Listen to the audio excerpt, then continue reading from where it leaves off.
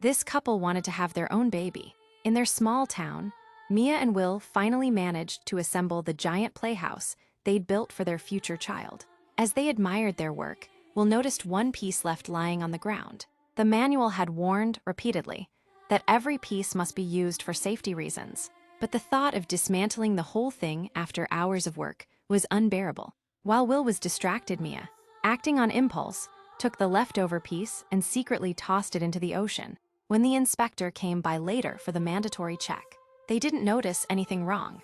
They hadn't done it out of carelessness, they just wanted a child so badly. But in this future, having a baby isn't easy. Due to extreme resource scarcity, the government strictly controls reproduction. Everyone is required to take medication that removes their ability to have children.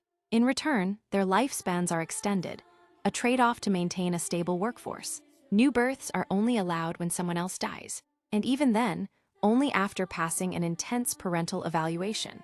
Thanks to their prestigious jobs, Mia and Will managed to skip the years-long waiting list.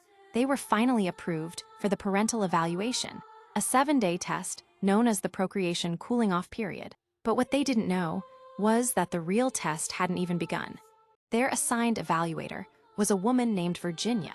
For 7 days, Virginia would pretend to be children of various ages, mimicking everything from helpless infants to rebellious teenagers, to test Mia and Will's ability to parent. Her behavior would be unpredictable and emotionally challenging, and if they failed at any point, their chance at having a child would be gone forever. Day 1 began with formal interviews.